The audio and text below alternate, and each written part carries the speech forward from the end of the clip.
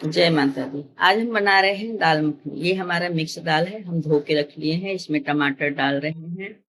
अब इसमें हम डालेंगे हींग, नमक।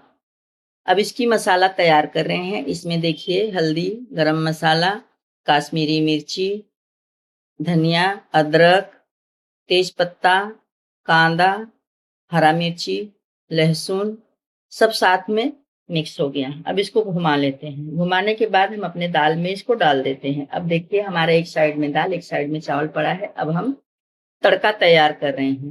तड़के के लिए हम तेल डाल रहे हैं। तेल के बाद घी डालेंगे। इसको गरम करके इसको इसमें हींग डालना है, राई डालना है। राई के बाद इसमें जीरा डालना है। जीरा के बाद इसमें थोड़ा इसको तड़का गरम कर देते हैं। लाल मिर्ची, तेज पत्ता, कांदा। कांदा हल्का भूरा कर लेंगे। कांदा लाल हो जाता है तो टेस्ट अच्छा आता है। ना तो लाल होना चाहिए, ना तो सफेद होना चाहिए, मीडियम में होना चाहिए।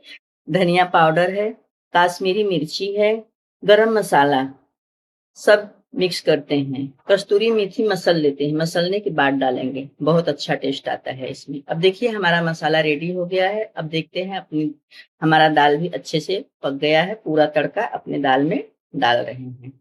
दाल में तड़का डालने के बाद इसमें हम डालेंगे हरी धनिया। हरी धनिया डालने के बाद एक बार हम दाल चला लेते हैं, देखते हैं हमारी दाल कैसी है। देखने में दाल बहुत सुंदर है, बहुत टेस्टी है। अब इसको हम थाली में परोस लेते हैं। थाली में परोसने के बाद अच्छे से इसको परोस के और इसमें डालेंगे हरी धनिया। हरी धनिया के साथ में कांदा, टमाटर, हरी मिर्ची, नींबू और घी डालेंगे। जय माता दी।